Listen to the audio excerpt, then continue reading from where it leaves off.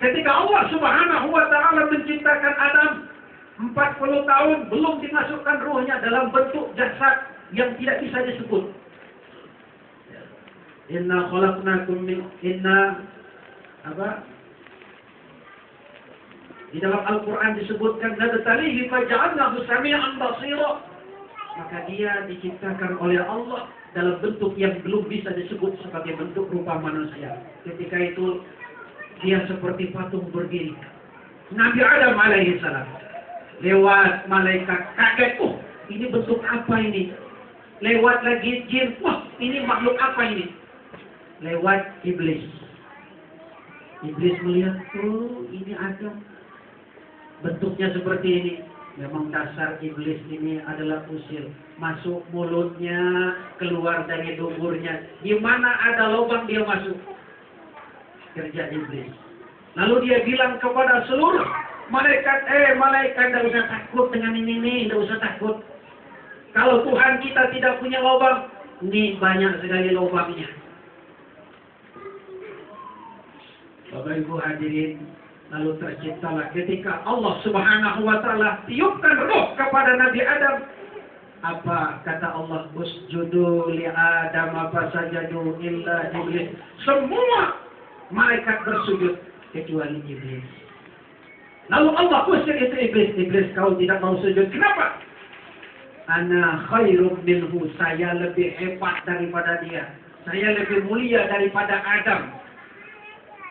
Ana khalaqtahu min nar. Saya ini ada diciptakan dari api. Wa khalaqtahu min tin. Sementara dia diciptakan dari tanah. Ana khairu minhu. Saya lebih baik dari dia.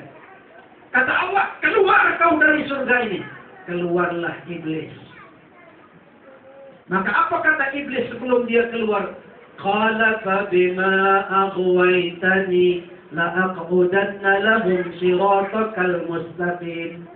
Thumma la'atiyannahum min bayni aydihim wa min khalfihim wa an aymanihim wa an shama'ilihim. Tuhan, karena aku sudah kau hukum, oleh karena itu berikan kesempatan aku untuk selalu mendatangi manusia, menggoda dan menggelincirkan serta menghancurkan manusia dari arah depan, dari belakang, samping kanan dan samping kiri. Sampai detik ini iblis alias setan tidak pernah berhenti dari menggoda dan menghancurkan kita. Maka itu hati-hati kepada kita semua bapak-bapak hadirin sekalian, yang tadinya kita diciptakan dari diri yang satu, manusia yang bagus, suci, lalu kemudian digoda oleh setan dengan berbagai macam godaan. Nah, oleh karena itu Bapak Ibu hadirin yang berbahagia, pertanyaannya, apakah kita ini sebagai makhluk Allah terus berbuat baik? Belum tentu. Karena kita digoda oleh setan, maka banyaklah terjadi pertentangan-pertentangan. Kita lihat sekarang, yang tadinya tanah ada bentuk tanah yang keras, ada tanah yang lembut. Kita lihat bahan dasarnya ada yang keras, ada yang lembut, ada yang penakut, ada yang munafik. Kita lihatlah sekarang ini suku-suku berbangsa-bangsa ini. Ada yang keras seperti Yahudi, seperti sekarang ini perang. Ada yang lembut. Semua itu harus kita satukan, seharusnya menjadi ta'aruf. Tapi apa yang terjadi? Mulai dari Nabi Adam sampai Musa, Isa, terjadi pertempuran, terjadi peperangan, terjadi tindakan kekerasan, saling bunuh-membunuh. Lalu diutus oleh Allah Subhanahu wa Ta'ala Nabi Muhammad sallallahu alaihi wasallam, manusia paripurna, manusia paling sempurna, manusia yang agung, manusia yang suci, manusia yang selalu memikirkan umat, manusia yang selalu perhatian terhadap miskin, manusia yang selalu perhatian terhadap anak yatim, sama manusia yang selalu mendambakan kedamaian. Siapa itu? Nabi Muhammad sallallahu alaihi wasallam. Nabi Muhammad, dia katakan dalam sebuah hadisnya, ayuhan nas, wahai manusia, inna rabbakum wahid wa inna abakum wahid, kullukum li Adam wa Adam min turab. Wahai manusia, kalian itu Tuhannya satu semua. Mulai dari Adam sampai manusia kiamat ini nanti, Tuhan kalian itu satu semua. Dan bapak kalian adalah satu, Adam alaihi salam. Kullukum li Adam wa Adam min turab, dan Adam itu diciptakan dari tanah. Laisa li Arabiyyin ala ajamiyyin, wala li ajamiyyin ala Arabiyyin. Tidak ada yang paling istimewa. Baik itu Arab, bukan Arab, tidak ada yang istimewa. La abyada ila ahmara, wala li ahmara ila abyada. Tidaklah sempurna, tidaklah istimewa antara kulit putih, kulit hitam, kulit merah. Tidak ada yang sempurna. Illa fadlan min at-taqwa, melainkan ketakwaan kepada Allah Subhanahu wa ta'ala. Maka oleh karena itu alhamdulillah kita diperintahkan untuk mengikuti Nabi Muhammad sallallahu alaihi wasallam. Nah, sekarang Bapak Ibu hadirin, di tengah kehidupan kita bekerja, banyak kesalahan, kekeliruan antara atasan dan bawahan, banyak saling silang sengketa. Betul apa betul, Pak? Mungkin antara suami dan istri. Yang tadi sudah disebutkan saling curiga mencurigai antara satu dengan yang lain. Kadang-kadang kita, maaf Bapak Ibu, bertengkar suami istri, kadang-kadang gara-gara anak. Ya Pak ya? Halo? Halo? Bu? Tidur? Kadang maaf Bu, kita bertengkar gara-gara anak. Begitu anak pulang dari sekolah bawa buku rapor. Apa kata ayahnya, kata istri kepada anaknya?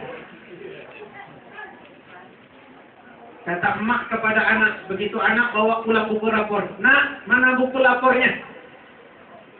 Sekali lihat buku rapornya, Masya Allah, nilainya 45 buku rapor itu.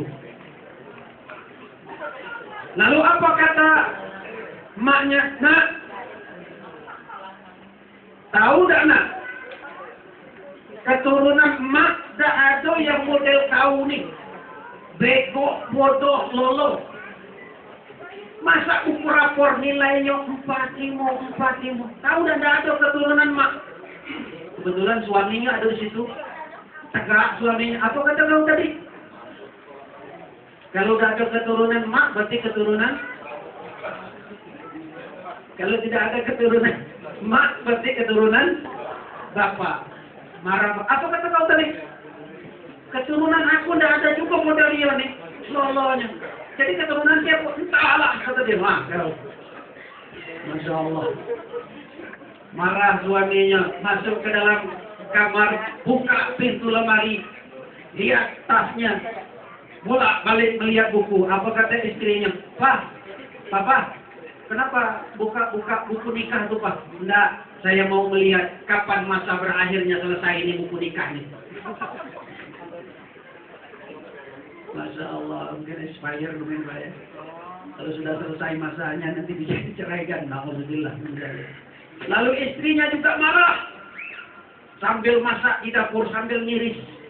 Bahwa kadang ku berpikir untuk mencari gantinya. Kata suaminya dalam kamar, carilah. Kau baru nak berpikir, akulah dapat. Masya Allah. Itulah Bapak. Lihat zaman sekarang ini antara suami istri kadang-kadang ribut, bertengkar.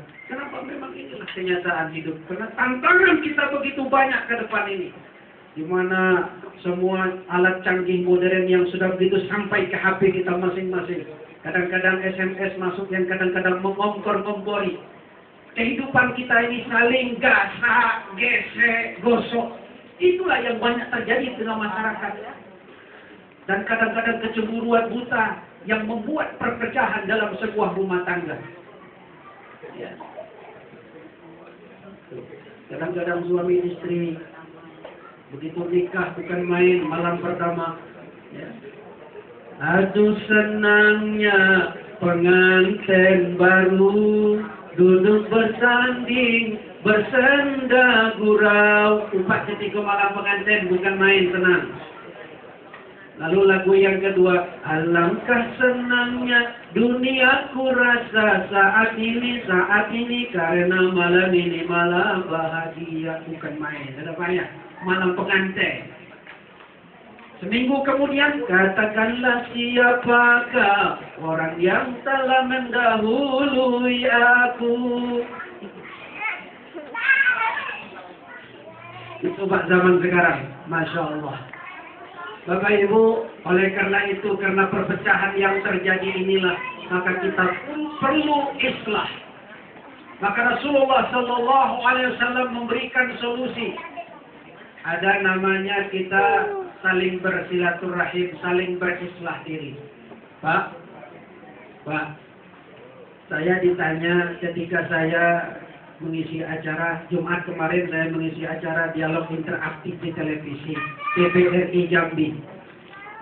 Pak Ustadz, ada penelpon. Pak Ustadz, apa hukumnya orang yang sudah tidak berteguran?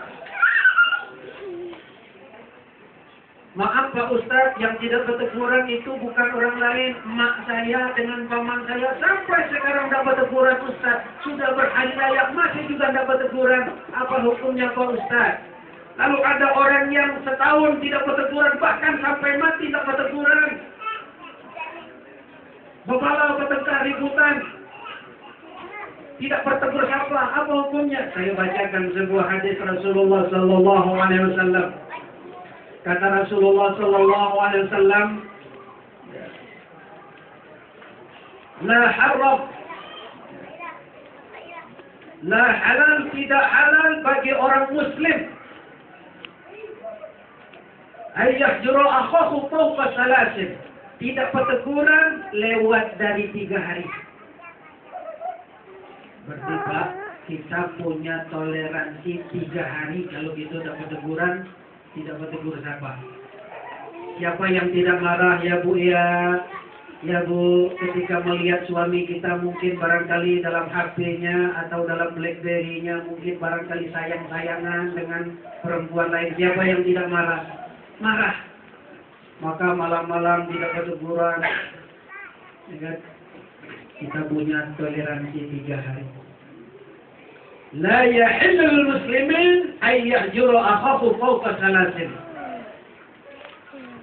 Tidak halal bagi kamu tidak berteguran lewat dari 3 hari. Paman man hajara fawqa salasin famata dakhala an-nar, kata Rasulullah. Siapa yang tidak bertegur sapa, mungkin gara-gara pertengkaran tadi lewat dari 3 hari lalu mendadak meninggal, dakhalan nar, kata Rasulullah, masuk neraka. Nauzubillah min dzalik. Maka itu hati-hati kita Bapak, jangan lama-lama Bu ya. Kalau dapat tegurannya jangan lama-lama, nanti repot kita Pak. Ya kan? Udah 2 minggu kerja, pulang ke rumah ribut-ribut dengan istri, aduh susah kan. Tidur sendirian malam Jumat jam 11 malam, istri kena marah dengan suami, asyik baca Yasin. Yasin wal Qur'anil Hakim, sudah jam 11 malam masih juga baca Yasin. Hari hujan. Apa kata suami dalam kamar? Bu, sudahlah Bu, sadaqallahul azim.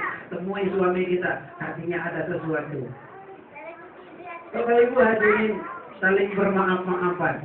Apalagi setelah berhari raya Idul Fitri, kita dianjurkan untuk saling bermaaf-maafan, untuk menggugurkan dosa sesama kita. Saya juga ditanya, Pak, bagaimana kalau saya suami istri bermaaf-maafan lewat SMS saja? Apakah sudah menggugurkan dosa kami Pak lewat SMS? Saya bilang, saya bacakan saja Bu sebuah hadis Rasulullah Sallallahu Alaihi Wasallam, ma min muslimaini yaltaqiyani fayatasafahani illa ghufira lahuma qabla an yatafarraqa, kata Rasulullah. Bahwa orang muslim tidaklah bertemu dengan muslim yang lain lalu mereka berjabat tangan, melainkan Allah ampuni dosanya sebelum mereka berpisah. Artinya apa? Kalau kita minta maaf satu dengan yang lain, mesti berjabat tangan syaratnya.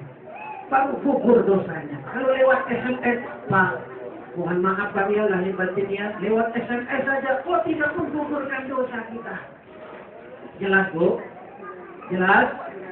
Harus bersalam-salaman, minta maaf. Apalagi ini ibu-ibu kepada suami, cium tangan suami kita. Lihat tuh Rasulullah, Bu. Bu, Rasulullah